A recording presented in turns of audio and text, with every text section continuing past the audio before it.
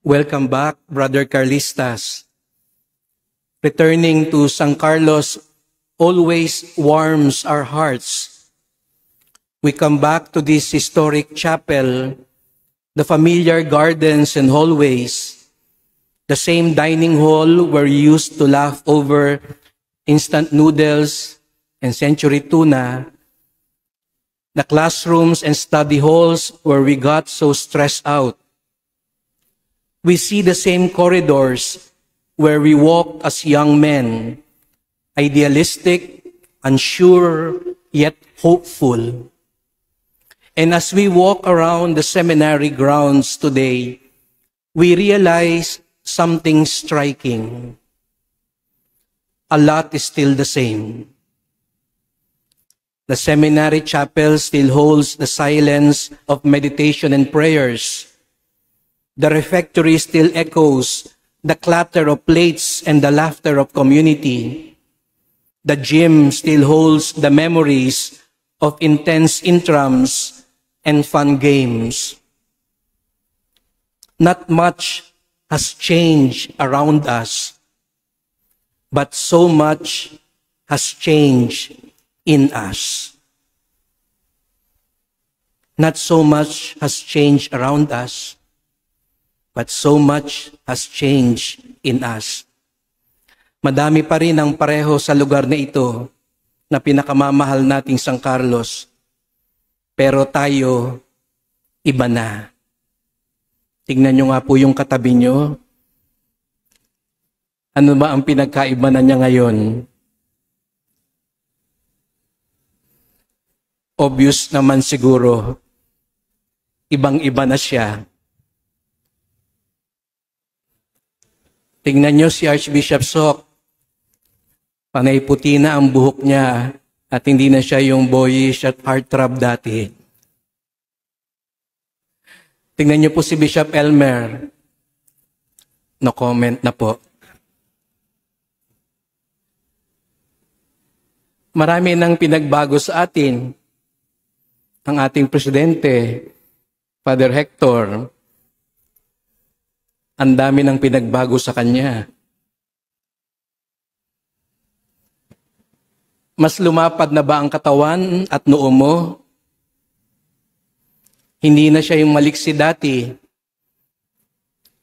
Andiyan si Father Dennis Santos, Father Mark Munda, Father Ian, na dati-rati, todo-todo ang forma.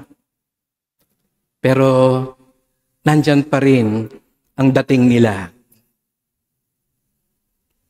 Mas maporma na ba? Mas simple? Mas nagmukha bang madasalin?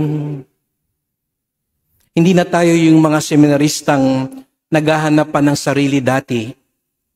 We are now men who have lived in humility and grace our vocation in the real world. We return not as idealistic boys, but as priests who have felt the weight of ministry, the joy of serving God's people, and the reality of our own human frailty. The building has not changed much, but we have changed immensely. Years ago, we walked these corridors as young men with dreams bigger than life, hearts burning with hope and idealism, ready to conquer the world for Christ. Isn't it that here, especially in this chapel, we boldly told the Lord, I will give everything. I will always be faithful. I will never get tired. Please, Lord, gawin niyo lang ako maging pare. Gagawin ko ang lahat. Outside these walls, life and ministry have tested us. As the years go by, our ministries evolve. Some of us are now pastors, formators, bishops, missionaries, or perhaps retired. Beyond these unchanging physical structures we now see, we have gained scars. We have matured. We have gone into parishes, missions, hospitals, schools. We have buried the dead, baptized so many children, blessed countless marriages, and forgiven sins. We are the change. San Carlos Seminary did not exist to change itself. It existed to change us. But we must speak truth with humility. Other changes may have also taken place. Somewhere along the journey, our idealism became compromise. Our passion turned into exhaustion. Our zeal became routine. Our holiness became negotiable. We entered the seminary wanting to change the world, but the world in some ways has changed us. We have experienced pressures and expectations we were never prepared for. Administrative burdens, conflicts in the parish, loneliness in the rectory, fatigue from endless responsibilities, clashes with our brother priests and superiors, and sometimes in our fatigue and disillusionment, we made choices we regret. We neglected prayer. We used people instead of serving them. We chose comfort instead of mission. We stopped listening and sinned against God in the church. We broke our promises. We ate our words. In our country, don't we see a familiar pattern? People start with noble intentions, but over time, power, comfort, and influence distort priorities and displace values. Brothers, let us be careful not to fall into the same trap of pressure, power, and pleasure, lest we become unreliable and inconsistent shepherds and prophets. And so, brothers, at every homecoming, aside from basking in the glory of San Carlos, may we also exclaim with all our hearts, Kyrie eleison, Christe eleison, mea culpa, mea culpa, mea maxima culpa. Truly, we do not come home just to remember. We come home to renew. Going home is not just nostalgia. Going home here in San Carlos means we ask pardon for the times we failed the mission. We reignite the passion we allowed to grow dim. We recommit to the vocation which was never ours but God's.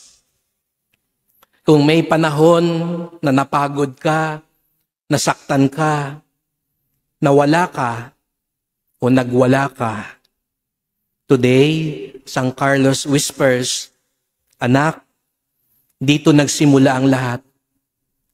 Balikan mo ang ningas ng pag-asa. This seminary reminds us, this is where God started this miracle and grace in you. And so like the prodigal son, we come home saying, Father, forgive me. Father, I am tired. Father, I got lost.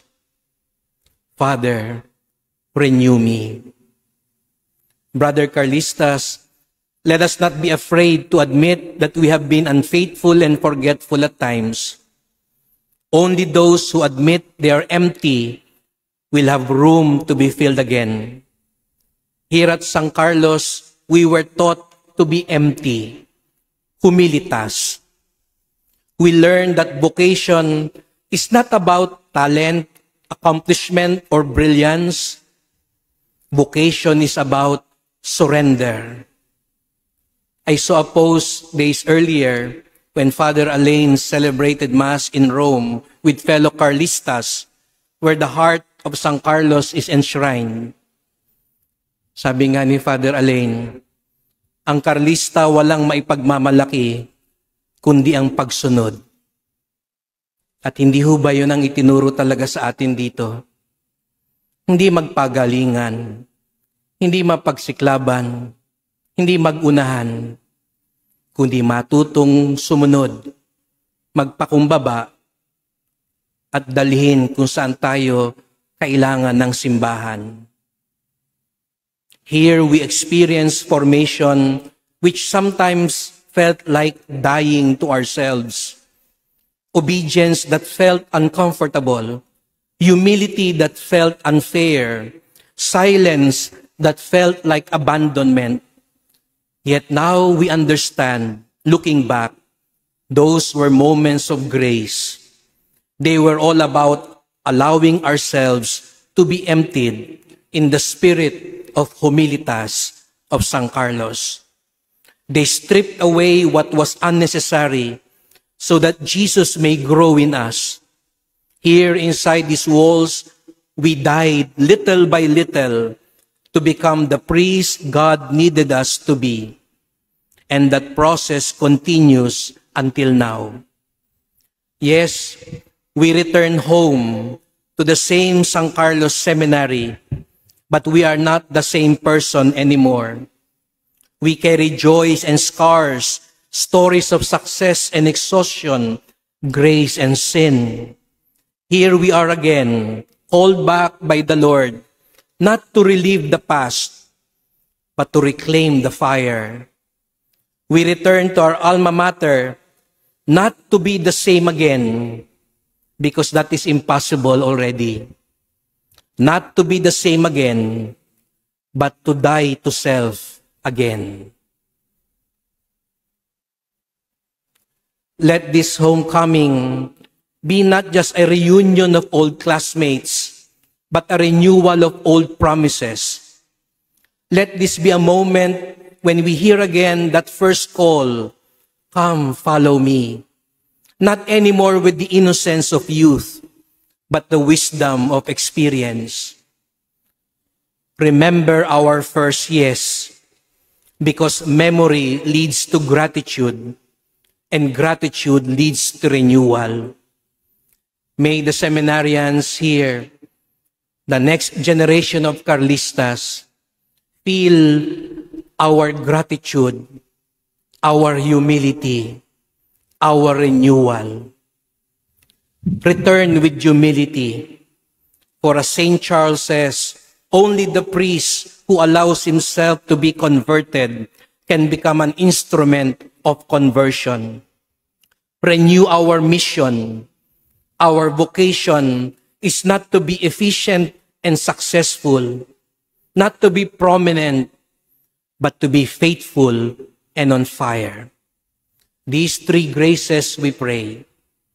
Remember our first yes. Return with humility. Renew our mission. Ang nagkakaisang Carlista, pag-asa ang dala. Sa ating pagbabalik, magkaisa tayo sa pagpapanibago at pagsunod kay Kristo upang sa pag-uwi at pagbalik natin sa ating mga pamayanan, tangan natin lalo na ang ningas ng pag-asa. As we break bread together in this memorable chapel tonight, as we did during our younger days as seminarians, may we remember that we are always nourished here, always called here, always sent forth from here. San Carlos is where we are called, we are nourished, we are sent forth. And because of that, we are truly never the same again. San Carlos Seminary may not have changed much, but because of San Carlos, we are changed forever. Gracious homecoming, Brother Carlistas, welcome home. Let the flame burn again.